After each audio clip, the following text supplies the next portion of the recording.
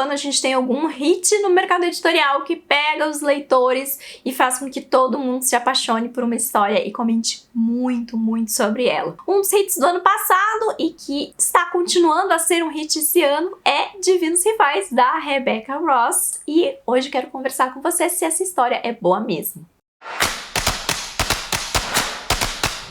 Divinos Rivais foi um lançamento da editora Alt em dezembro do ano passado, com tradução da Sofia Soter. E a gente está em abril de 2024 e o segundo livro, Promessas Cruéis, também já foi lançado. Então, se tem uma coisa que a gente já pode dar nota 10, é para a rapidez da editora de trazer esse livro aqui para os leitores e matar e saciar aí a curiosidade de todos para essa continuação. Essa série aqui é uma duologia, então a história se completa nesses dois livros, então não tem o que se preocupar. Esses livros aqui também têm edições super bonitas. Aqui tem com a pintura trilateral, que combina com os elementos que estão na capa. Aqui a gente tem então Querida Iris para o primeiro e Querido Roman para o segundo. Eu fiz a leitura de Divinos Rivais no finalzinho do ano passado, porque eu estava fazendo o meu vídeo de vencedores do Goodreads Choice Awards, e Divinos Rivais foi vencedor na categoria de fantasia Young Adult. Então ele foi o favorito entre os leitores aí dentro dessa categoria. Esse não foi meu primeiro contato com a Rebecca Ross, eu já tinha lido ano passado mesmo um outro livro dela, que ainda não foi lançado aqui no Brasil. Então eu já tinha uma sensação do que esperar em termos de escrita e de narrativa, mas eu acabei sendo um pouco surpreendida com a leveza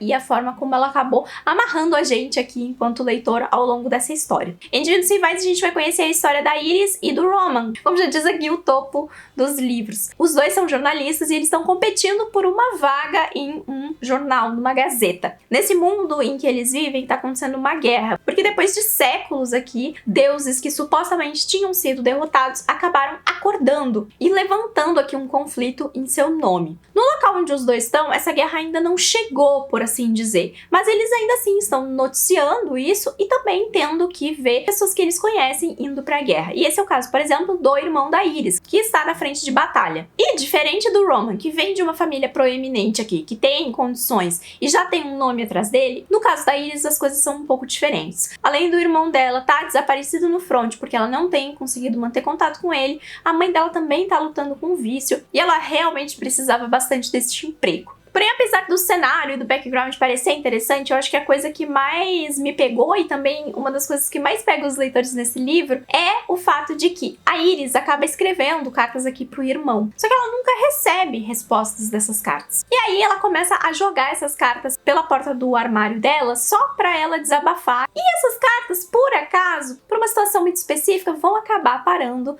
nas mãos de um outro personagem que não é o irmão dela e que talvez vocês já possam imaginar que personagem seja, e esse personagem vai começar a responder ela. E aí os dois vão passar essa história então se correspondendo através dessas cartas e a gente vai acompanhando essa trama de ambos os pontos de vista. Essa é uma duologia que tem romance, sim. E uma das principais reclamações que eu sempre tenho é o fato de que eu não consigo ver os personagens efetivamente apaixonados um pelo outro ou se apaixonando ao longo da história. Só que nessa história aqui é muito curioso o fato de que logo nas primeiras páginas, na primeira interação que os dois têm, dá pra ver que existe uma química e uma atração muito forte entre os dois, e eu inclusive comentei sobre isso no vlog em que eu tava lendo ele, porque realmente me chamou muito a atenção o quanto dava pra ver que a briga ali de cão e gato dos dois era muito mais do que só eles concorrendo por essa vaga. E a gente vê isso então se desenvolvendo ao longo do livro. Mas quando se lê a duologia inteira, o balanço entre as duas coisas, que é esse conflito, essa guerra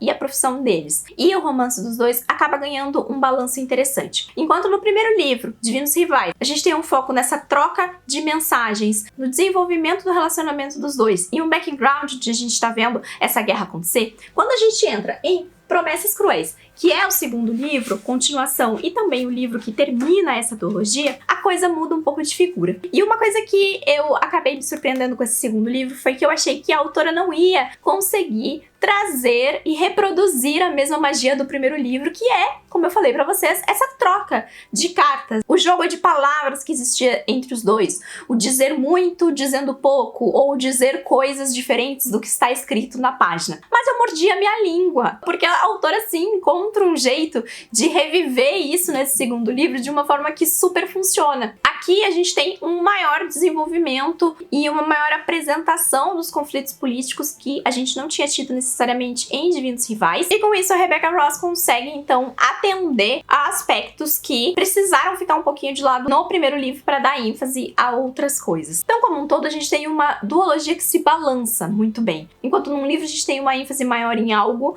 e algo fica um pouco mais escondido, no outro livro isso vem à luz e mantém ainda a costura do que foi o centro das atenções no primeiro livro. E aí a autora consegue contar a história dela, manter o romance acontecendo e ainda assim trazer um background interessante para justificar aqui alguns dos elementos mágicos que ela resolveu trazer, né, de como que uma carta vai parar na mão do outro, como que é a conexão. Essas coisas todas a gente fica sabendo no primeiro livro, e pro segundo livro fica realmente as descobertas que dizem respeito mais a esses deuses e como que cada um dessas frentes aqui tá efetivamente recrutando os seus soldados para esse combate que é inevitável e que tá batendo na porta de todo mundo aqui. Eu acho que enquanto Divinos Rivais a gente torcia muito e pelo crescimento dos sentimentos dos dois, aqui a gente torceu muito pela sobrevivência deles e pela sobrevivência das pessoas que entraram nessa história, sabe? Aqui você torce também para que o desfecho da trama e que para essas outras fontes de poder aqui, que são esses deuses, não causem tanto estrago, porque isso está impactando na vida das pessoas e não só dos nossos protagonistas. E ambos acabam se vendo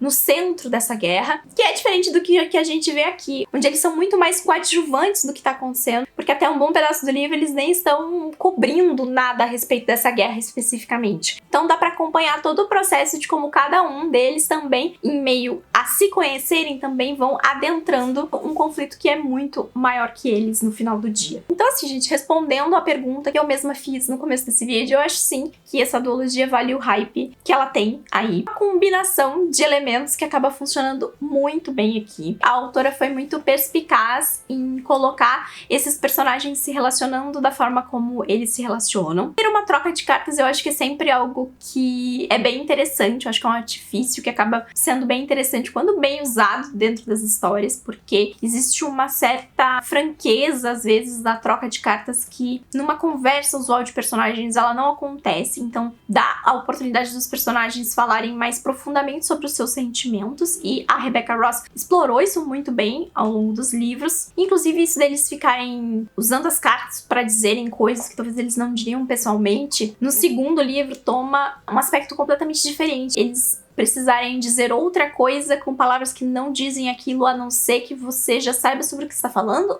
Então é tipo um quebra-cabeça de palavras, e aí você só vai descobrir do que eu tô falando se você for ler os livros. E quando eu fui ler, eu não sabia nem a sinopse. Então, quando eu comecei a ler, eu fiquei tipo, gente, como que tá acontecendo isso? O que tá rolando?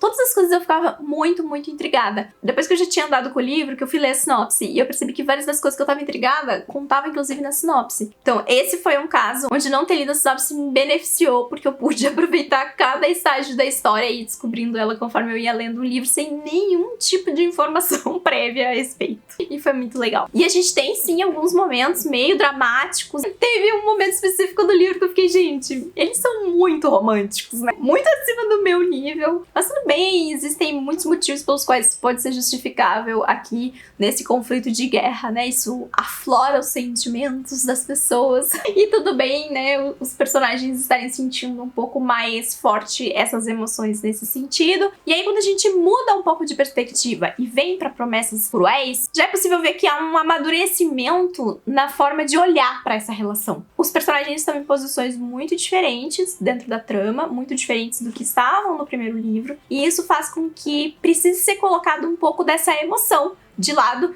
para eles entenderem como é que eles sobrevivem a essa situação. Então eu acho que isso também é um ponto positivo, porque a gente não cai nessa espiral doida do amor que não raciocina. Sempre eu chamo a atenção que o personagem não precisa ser o personagem mais inteligente do mundo, mas quando ele consegue perceber as coisas sem que seja só no final do livro, é sempre positivo, porque isso proporciona que a história sofra mudanças. E eu acho que isso acontece aqui. No começo desse livro aqui, por exemplo, eu fiquei com muito medo que a Iris não fosse perceber o que estava acontecendo, mesmo que ela tivesse os artifícios para isso. Mas ela acaba percebendo e ela bola um plano em direção a isso. E aí, indo atrás, então, de resolver uma situação maior. Então, ela não é uma personagem que se emburrece, nem o Roman. O Roman também é um personagem bem esperto. Tem momentos onde a gente acha que vai dar tudo errado e que ambos vão acabar se vendo cercados por coisas que vão impedir eles de tomarem decisões, mas eles sempre encontram um plano. E eu aprecio quando isso acontece nos livros, porque vários autores acabam carregando certos plots até muito no finalzinho pra tudo ser revelado. E aqui a gente particularmente tinha muitas coisas pra resolver no final. Aí vocês vão ficar também, mas você não tem nada assim pra criticar. Eu tenho algumas coisinhas assim que estão ligadas exatamente a algo que eu já falei pra vocês, que é essa parte da emoção dos personagens, mas é porque é algo bem pessoal mesmo. Eu tenho meu coração mais gelado. Às vezes eu acho os personagens emocionados demais. E como Promessas Cruéis, eu mencionei no vlog em que eu tava lendo, que eu fiquei bem positivamente surpresa com o livro, porque eu não tava esperando que fosse ser tão engajante quanto o primeiro. E se eu tivesse que mudar alguma coisa, seria fazer alguns acontecimentos acontecerem um pouco antes, pra gente ter um pouco mais de tempo no final pra ver as coisas acontecendo. E isso é algo que comumente acontece, né, em livros de fantasia. A gente vai,